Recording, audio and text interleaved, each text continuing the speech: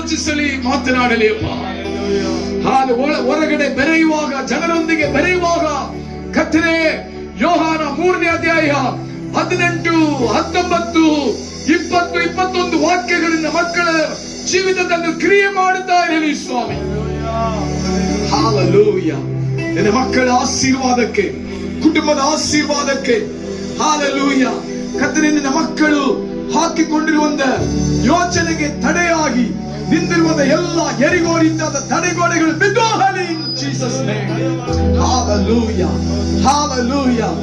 ಆತ್ಮಿಕ ರೀತಿಯಲ್ಲಿ ಸಭೆ ಬೆಳೆಯುವುದಕ್ಕೆ, ಸಭೆ ಅಭಿವೃದ್ಧಿ ಹೊಂದುವುದಕ್ಕೆ, ಸಭೆ ಹಿಂದಿನಂತೆ ಹೆಚ್ಚಾಗುವುದಕ್ಕೆ ತಡೆಯಾಗಿ ನಿಂತಿರುವಂತ ಎಲ್ಲ ಕಾರ್ಯಗಳು ಯೇಸುವಿನ ನಾಮದಲ್ಲಿ ಬಿದ್ದು ಹೋಗಲಿ, ಯೇಸುವಿನ ನಾಮದಲ್ಲಿ ಅಳಿದು ಹೋಗಲಿ, ಯೇಸುವಿನ ನಾಮದಲ್ಲಿ ನಿರ್ಮೂಲವಾಗಲಿ.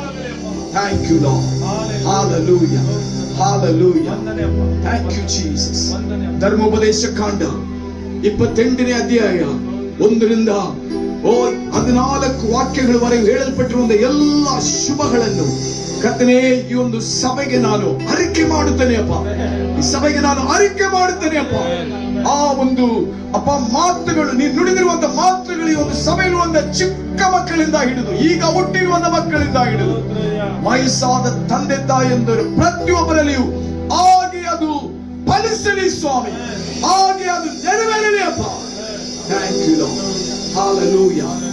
ಮಕ್ಕಳ ವ್ಯಾಪಾರಗಳು ಆಶೀರ್ವದಿಸಲ್ಪಡಲಿ, ವರಮಾನಗಳು ಆಶೀರ್ವದಿಸಲ್ಪಡಲಿ.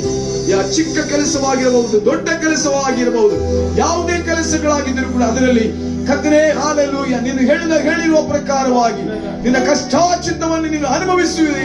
ನೀನು ಧನ್ಯನು, ನಿನಗೆ ಶುಭವಾಗುವುದು ಎಂಬುದಾಗಿ. ಹೌದಪ್ಪ ಕರ್ತನೇ, ಇವರು ಧನ್ಯರಾಗಿರಲಿ.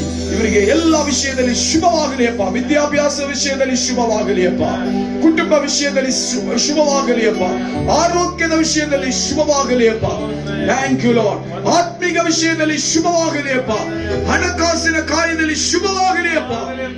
ಓ thank you Jesus. Thank you lord. Hallelujah. ಶುಭದೊಂದಿಗೆ ನಿನ್ನ ಮಕ್ಕಳು ಕರ್ತನೇ ನಿನ್ನಲ್ಲಿ ಬಾಳಿ ಬದುಕಲಿ ಎಂಬುದಾಗಿ, ಇವರ ಆತ್ಮ ಬಾಳುವಂತ ಎಲ್ಲ ಕಾರ್ಯಗಳಲ್ಲಿ ಬಾಳಿ ಬದುಕಲಿ ಎಂಬುದಾಗಿ ನಿನ್ನ ಸೇವಕನಾಗಿರುವಂತ ನಾನು ಅಪ್ಪ ನಿನ್ನ ಮಕ್ಕಳನ್ನು ಮನಪೂರ್ವಕವಾಗಿ ನಾನು ಆಶೀರ್ವದಿಸುತ್ತೇನೆ ಅಪ್ಪ. ಯಾರ್ಯಾರೆಲ್ಲ ಇವತ್ತು ಆರಾಧನೆಗೆ ಬರುವುದಕ್ಕೆ ಆಗದೆ ಕರ್ತನೆ ಬಲಹೀನರಾಗಿ ಅಪ್ಪ ಸ್ತೋತ್ರ ತಡೆಯಾಗಿ ಅಲ್ಲಲ್ಲಿ ಇದ್ದಾರೋ, ಮುಂದಿನ ದಿವಸಗಳಲ್ಲಿ ಕರ್ತನೆ ಅವರು ಸಭೆಯೊಂದಿಗೆ ಸೇರಿಕೊಳ್ಳಲಿ ಅಪ್ಪ. ಸಭೆ ದಿನವನ್ನು ಯಾರು ಬಿಟ್ಟು ಬಿಡಬಾರದಪ್ಪ. ಹಾಲೆಲೂಯಾ. ಅಪ್ಪ ಸ್ತೋತ್ರ, ನಿನ್ನಲ್ಲಿ ಸಭೆ ಪ್ರತಿನಿತ್ಯ ಐಕ್ಯಗೊಂಡು ನಿನ್ನಲ್ಲಿ ನೆಲೆಯಾಗಿ ಬೆಳೆಯಲಿ ಅಪ್ಪ. ಬೆಳೆದು ಹೆಚ್ಚಿನ ಫಲಗಳನ್ನು ಕೊಡಲಿ ಅಪ್ಪ. ಈ ಸಭೆಯ ಮುಂದೆ ಇರುವಂತ ಎಲ್ಲ ಅಗತ್ಯಗಳನ್ನು ನನ್ನ ದೇವರು ಬಲ್ಲ ಆತನು. ನೀನು ಯೆಹೋವ ಈರೆ ಎಂಬುದಾಗಿ ಹೇಳುತ್ತೇವೆ. ಒದಗಿಸುವವನು, ಒದಗಿಸಿ ನಡೆಸಿರಿ ಎಂಬುದಾಗಿ ಕೇಳುತ್ತಾ ನಮ್ಮ ರಕ್ಷಕನು ನಮ್ಮ ಒಡೆಯನು ಆಗಿರುವಂತ ಯೇಸು ಕ್ರಿಸ್ತನ ಮುದ್ದಾದ ನಾಮದಲ್ಲಿ ಆಶೀರ್ವದಿಸಿ ಪ್ರಾರ್ಥಿಸುತ್ತೇನೆ, ಜೀವವುಳ್ಳ ಪರಲೋಕ ತಂದೆಯೇ.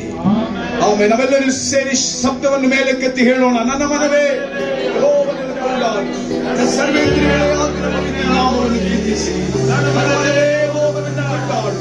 ಮಾತನಾಡಲು ಉಪಕಾರಗಳಲ್ಲಿ ಒಂದೊಂದು ಮರೆಯಬೇಡ. ಆಮೇಲೆ